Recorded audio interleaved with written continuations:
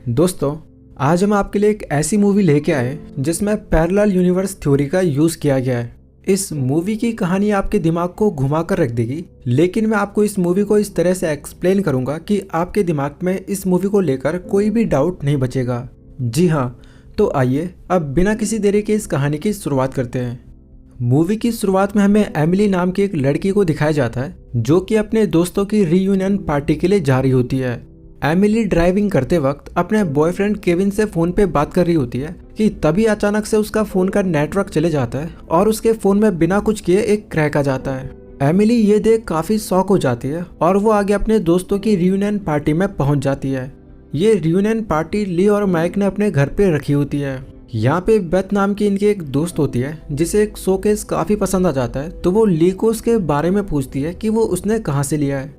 Emily को जब पता चलता है कि उनका दोस्त आमिर अपनी गर्लफ्रेंड लॉरी को भी इस पार्टी में ला रहा है, तो वो नाराज हो जाती है क्योंकि लॉरी एमिली के बॉयफ्रेंड केविन की एक्स गर्लफ्रेंड होती है जो कि वापस से केविन को पाना चाहती है। अब कुछ देर बाद यहाँ पे केविन और ह्यू भी आ जाते हैं। यहाँ पे ह्यू बेथ का पति होता है, तो वहीं केविन एमिली का बॉयफ्रेंड होता है। बाद में आमिर और लॉरी भी यहाँ पे आ जाते हैं, जिसके बाद ये सब साथ मिलकर खाना खाते हैं। खाना खाने के बाद एमिली सबको बताती है कि आज रात को पृथ्वी के नजदीक से कॉमेट गुजरेगा जो कि हर 100 साल में एक ही बार गुजरता है। एमिली सबको बताती है कि जब पिछली बार वो कॉमेट पृथ्वी के नजदीक से गुजरा था, तो वो जिस शहर के नजदीक से गुजरा था वहाँ के लोगों का बिहेवियर काफी अजीब हो गया था। यहाँ तक कि एक औरत ने पुलिस में कंप्लेंट दर्ज की थी कि उसके घर में उसके पति के भेष में कोई और आ गया है, जबकि उसने अपने पति को एक रात पहले ही मार दिया था। यहाँ पे एमिली की बातों का ये सब मजाक बनाते हैं, लेकिन तभी ह्यू अपना फोन सबको दिखाता है जिसकी स्क्रीन भी खुद ब खुद क्रैक हो गई होती है। यहाँ पे एक अजीब सी बात ये भी होती है कि इन सब के फोन्स में नेटवर्क्स नहीं होते। ये सब बातें कर ही रहे होते हैं कि तभी यहाँ पर लाइट चली जाती है, तो ये सब कैंडल्स जलाते हैं और अपने हाथ में ब्लू स्टिक लाइट को ले लेते हैं। ये जब बाहर देखते हैं तो इन्हें पता लगता है कि एक घर को छोड़कर सारी जगह लाइट्स गई हुई है। तभी ये आसमान में कॉमेट को देखते हैं और जब ये अंदर आते हैं तो देखते हैं कि टेबल पे रखा इनका गिलास खुद ब खुद टूट गया है। जब यहाँ पे अजीब तरह की घटनाएं होनी शुरू हो जाती है, तो इसके बाद ह्यू और आमिर डिसाइड करते हैं कि वो उस लाइट वाले घर में जाएंगे और ह्यू अपने भाई को उनके फोन से कॉल करेगा और यहाँ पे होने वाली घटनाओं के बारे में अपने भाई को बताएगा, क्योंकि ह्यू का भाई एक फिजिसिस्ट होता है। ये दोनों बाहर निकलते हैं, लेकिन तब तक माइक घर के जनरेटर को ऑन कर देता है, जिससे यहाँ पे लाइट वापस आ जाती है। अब कुछ देर बाद ह्यू और आमिर दोनों घर वापस आ जाते हैं, लेकिन ये दोनों काफी घबराए हुए होते हैं। ह्यू के माथे पे चोट लगी होती है, तो वहीं आमिर के हाथ में एक बॉक्स होता है। बेथ ह्यू को पूछती है कि आखिर उसे ये चोट कैसे लगी, लेकिन ह्यू अभी कुछ भी बताने की हालत में नहीं होता।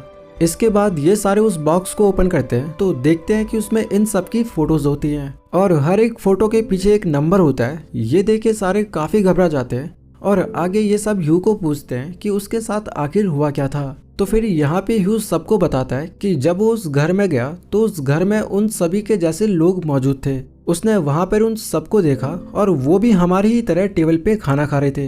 पहले तो ये ह्यू की बातों को मजाक में लेते हैं, लेकिन ह्यू अब किसी भी हाल में अपने भाई को कॉल करना चाहता है ताकि वो यहाँ पे होने वाली घटनाओं के बारे में अपने भाई को बता सके।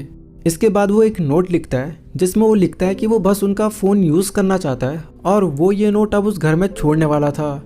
लेकिन तभी इन्हें महसूस होता है कि इनके डोर पे कोई आ गया है और जब वो दरवाजा खोलते हैं तो उन्हें वही सेम नोट बाहर दरवाजे पे मिलता है और वो भी बिल्कुल उसी कागज और उसी हैंडराइटिंग में। ये देख अब सब काफी डर जाते हैं और इन्हें कुछ भी समझ नहीं आता कि यहाँ पे हो क्या रहा है। लेकिन हमें समझ आ जाता है कि उस कॉमेट के गुजरने से यहाँ पे मल्टीपल टाइमलाइंस बन चुकी हैं और उस दूसरे घर में इन्हीं के रूप हैं। लेकिन वो समय में इनसे थोड़ा आगे है क्योंकि उन्होंने वो नोटिस पहले ही छोड़ दिया था जो कि अभी उस घर में छोड़ने वाले थे।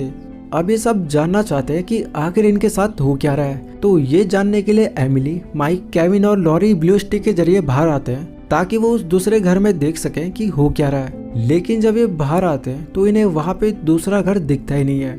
यहाँ पे ये सब एक अजीब चीज को देखते हैं कि एक जगह पे बाकी जगह से काफी अंधेरा हुआ पड़ा है और जब ये उस अंधेरे को पार करते हैं तो इन्हें वहाँ पर एक घर दिखता है जिसमें कि लाइट्स ऑन हुई होती है।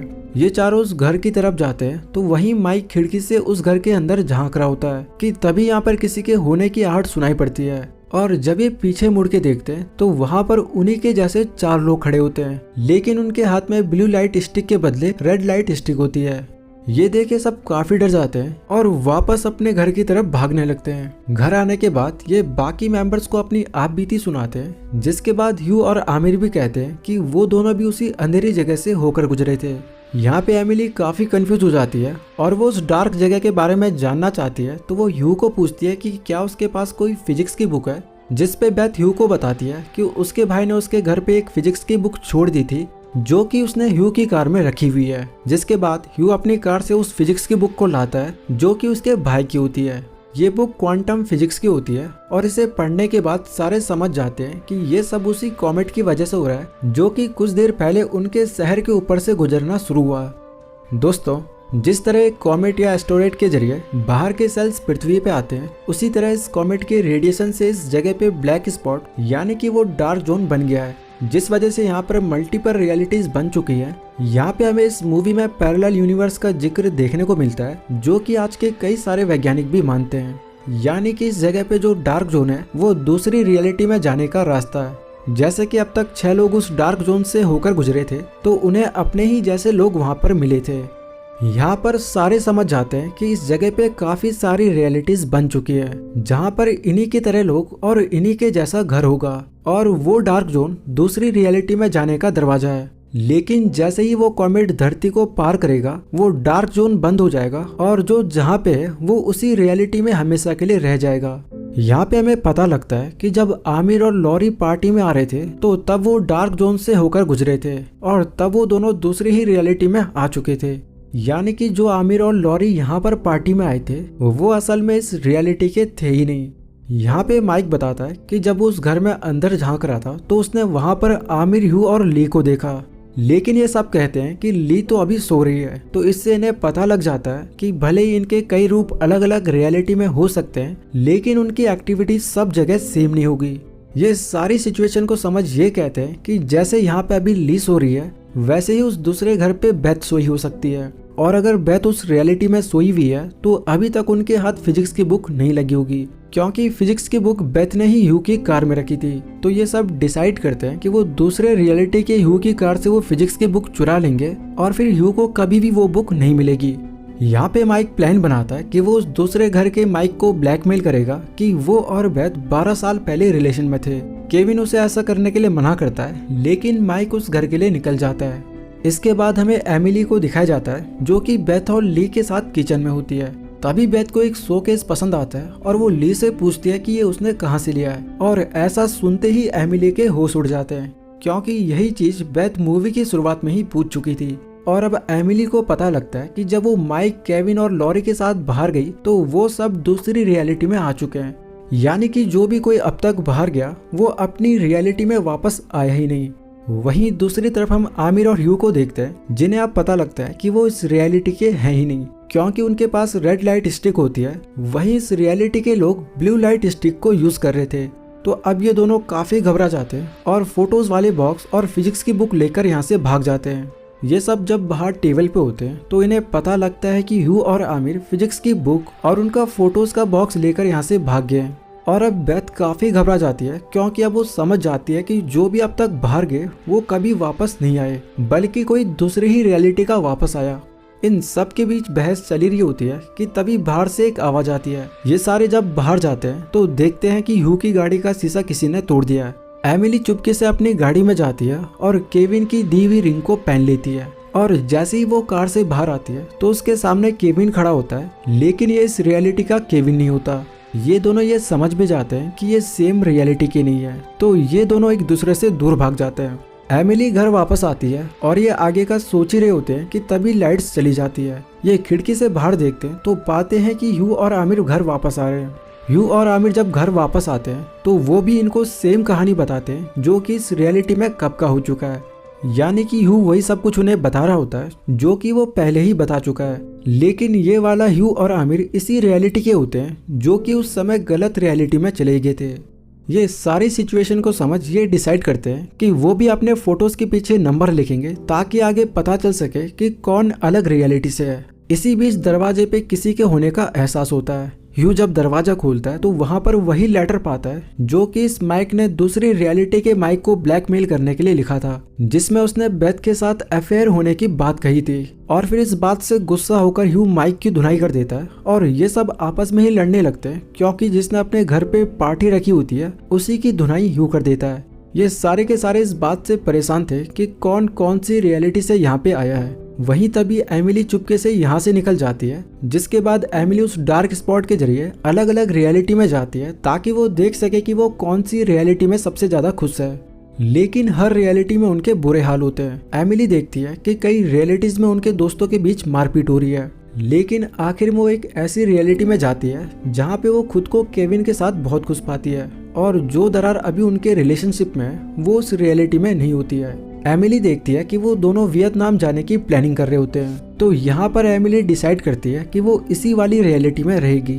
वो घर के पिछले दरवाजे से होकर अंदर आ जाती है कि तभी ह्यू की कार का ग्लास कोई तोड़ देता है, तो ये सारे बाहर जाते हैं। तो वहीं एमिली पहले की तरह अपनी कार में जाती है, लेकिन तभी वो एमिली जो कि इस रियलिटी की नहीं है, वो इस रियलिटी की एमिली को कार में बेहोश कर देती है और इस रियलिटी की एमिली को कार की डिग्गी में डाल देती है। एमिली घर वापस आती है तो बाकी मेंबर उससे पूछते हैं कि वो अब तक कहाँ थी, तो इस पे एमिली उन्हें बताती है कि वो कॉमेट को देख रही थी, जिसके बाद ये सारे कॉमेट को ही देखने लगते हैं। लेकिन तभी इस रियलिटी की एमिली कार की डिग्गी से बाहर निकल पिछले दरवाजे से वॉशरूम में पहुंच जाती है, जिसके बाद ये एमिली इस रियलिटी की एमिली का सर फोड़ देती है और उसे बाथटब में लिटा देती है।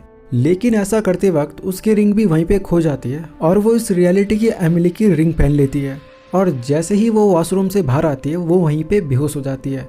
अब सुबह जब उसे होश आता है तो वो काफी डरी हुई होती है कि कहीं इस रियलिटी की एमिली ने उसकी पोल ना खोल दी हो, लेकिन वो देखती है कि अब तक तो सब कुछ नॉर्मल है। वो बाथरूम में जाती है तो देखती है कि इस रियलिटी की एमिली वहां पर है ही नहीं। इसके बाद ये एमिली बाहर ह्यू की कार को देखती है, जिसका ग्लास तो किसी ने तोड़ा होता है, लेकिन फिजिक्स की बुक अभी भी वहीं पे होती है। इससे हमें पता लग जाता है कि इस रियलिटी के लोगों को अभी तक कुछ भी नहीं पता है। बाद में केविन उसे एक रिंग देता है जो कि उसे वॉशरूम से मिली थी, और हम देखते हैं कि वो रिंग पहले से ही इस एमिली ने पहनी हुई है, लेकिन वो बड़ी चालाकी से उस रिंग को ले लेती है। लेकिन तभी केविन को एमिली के नंबर से कॉल आता है और वो कॉल उठाता है तो दूसरी तरफ भी कॉल पे एमिली होती है, और यहाँ भी केविन के सामने एमिली होती है। और ये देख केविन कुछ भी नहीं कह पाता है, और ये मूवी इसी कंफ्यूजिंग सीन के साथ यहीं पे खत्म हो जाती है।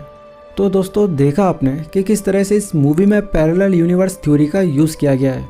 अगर आपने इस मूवी को सिर्फ एक बार देखा है तो मैं ये दावे के साथ कह सकता हूँ कि आपको ये मूवी बिल्कुल भी समझ नहीं आएगी, लेकिन मैं आशा करता हूँ कि आपको हमारे इस एक्सप्लेनेशन से सब कुछ क्लियर हो गया होगा। और अगर आपके मन में फिर भी कोई डाउट है तो आप कमेंट कर अपना डाउट पूछ सकते हैं। इसी के साथ मैं आपसे विदा लेता हूँ। अगर आपको हमारा ये एक्सप्लेनेशन पसंद आया हो तो आप हमारे इस वीडियो को लाइक कर हमारे इस चैनल को सब्सक्राइब कर हमें सपोर्ट कर सकते हो।